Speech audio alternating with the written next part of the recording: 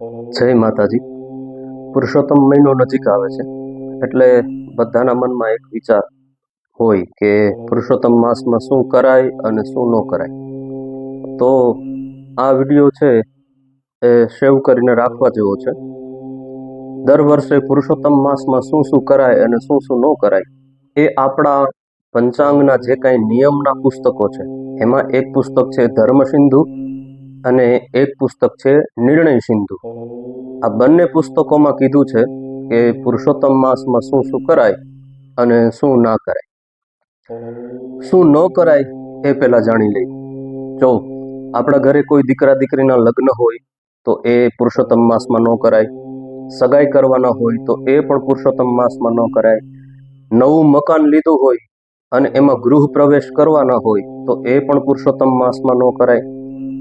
નવું મકાન લેવાય પણ નહીં, પુરુષોત્તમ માસ ઉતરે પછી લેવાય, કાં તો પુરુષોત્તમ માસ પહેલા લઈ લેવું જોઈએ. બાલમોવારા આપણે જેમને કહીએ છીએ, મુંડન વિધિ હોય બાળકોની, એ પણ ન કરાવાય, એ પુરુષોત્તમ માસ ઉતરે પછી જ કરાવાય. યજ્ઞોપવિત સંસ્કાર કરવાના હોય, જો જનોઈ દેવાના હોય તો એ પણ પુરુષોત્તમ માસમાં ન કરાય. દીકરા દીકરીનું નામ પાડવાનું હોય તો ઈ લાલો કે લાલી કે એવી રીતના બોલાવીને પુરુષોત્તમ મહિનો પૂરો થવા દેવો જોઈએ. પુરુષોત્તમ માસ ઉતરે એ પછી જ એમનું નામકરણ સંસ્કાર કરવા જોઈએ. નવી કાંઈ પણ મિલકત લેવી હોય તો પુરુષોત્તમ માસમાં ન લેવાય, એ પુરુષોત્તમ માસ ઉતરે પછી લેવાની. કૂવો ખોદવાનો હોય અથવા તો આપણે બોર હોલ કરવાના હોય જે મશીન દ્વારા કરતા હોય એ પણ પુરુષોત્તમ માસમાં ન કરવું જોઈએ. કોઈ પણ વ્રત રહ્યા હોય અને સવા મહિનો છે એ પુરુષોત્તમ માસમાં પૂરો થતો હોય તો એ પુરુષોત્તમ માસમાં સવા મહિનો પૂરો થઈ ગયો હોય છતાં પણ જ્યાં સુધી પુરુષોત્તમ માસ પૂરો ન થાય ત્યાં સુધી એ વ્રત કન્ટિન્યુ કરવું જોઈએ. આ એનો નિયમ છે. એટલે કોઈ પણ વ્રતનું ઉદ્યાપન છે એ પુરુષોત્તમ માસમાં નહીં કરવા. કોઈ પણ દેવતાની પ્રતિષ્ઠા યજ્ઞ કરવાનો હોય તો એ પણ પુરુષોત્તમ માસમાં ન કરાય. દર વર્ષે જે આપણે પિતૃઓ નિમિત્તે શ્રાદ્ધ કરતા હોય તો એ શ્રાદ્ધ વિધિ પણ પુરુષોત્તમ માસમાં ન કરાય. એમાં તર્પણ, પિંડદાન આ બધું હોય. એ શ્રાદ્ધ વિધિ છે એ પુરુષોત્તમ માસમાં ન કરી શકાય. અને જીવનમાં જો પહેલી જ વાર જાત્રા કરવા માટે નીકળતા હોય તો પણ જાત્રા કરવા માટે થઈને પણ પુરુષોત્તમ માસમાં ન નીકળાય. આ બધા ન કરવાના વાતો સાંભળી કે પુરુષોત્તમ માસમાં શું શું ના કરવું જોઈએ.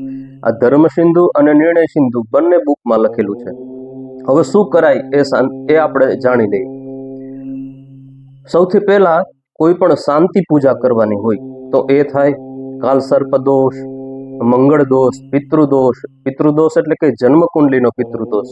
પિતૃ નિમિત્તે નારાયણ બલિ શ્રાદ્ધ કરવાના હોય તો એ ન કરાય. રાજી ખુશીથી નારાયણ બલિ શ્રાદ્ધ કરવું હોય તો પુરુષોત્તમ માસ છે એ ઉત્તમ છે.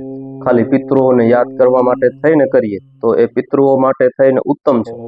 પણ પિતૃ નડતર હોય, પિતૃની આશા તૃષ્ણા અધૂરી હોય અને જો આપણે શ્રાદ્ધ કરવાના હોય, નારાયણ બલિ શ્રાદ્ધ કે પંચબલિ શ્રાદ્ધ કે કોઈ પણ, તો એ ન કરાય.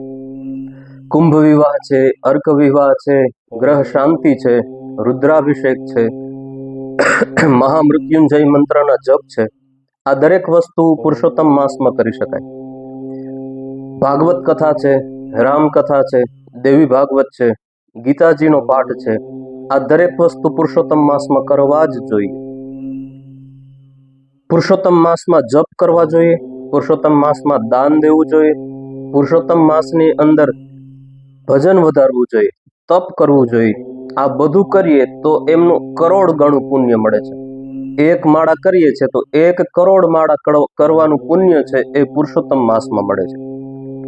કોઈ પણ સ્ત્રી ગર્ભવતી હોય અને એમના સીમંત સંસ્કાર કરવા હોય તો એ પુરુષોત્તમ માસમાં થાય છે. કારણ કે એમના મહિનાઓ બધા ફિક્સ હોય છે એટલે એ જ મહિનાઓમાં કરવા જોઈએ. એટલે એમનો કોઈ પણ બાદ નથી. એટલે કોઈના પણ મનમાં આવી શંકા હોય તો પણ એ અહીંયાથી ને આજેથી ને કાઢી નાખીએ, કરી શકાય છે. દરરોજના જે કાંઈ પૂજા પાઠ કરતા હોય એ દરરોજના પૂજા પાઠ આપણે કરી શકીએ. એકાદશીનું વ્રત કરતા હોય તો એકાદશીનું વ્રત પણ કરી શકીએ. કોઈ પણ બાળકનું મૃત્યુ થઈ જાય કે મોટા માણસનું મૃત્યુ થાય તો એમની જે દશા, એકાદશા, દ્વાદશા, ત્રયોદશા, આપણે જેમને ગુજરાતીમાં 12મું કે 13મું કહેતા હોય, એ દરેક વિધિઓ છે એ કરવી જ જોઈએ. એમાં કોઈ પણ જાતનો બાદ નથી.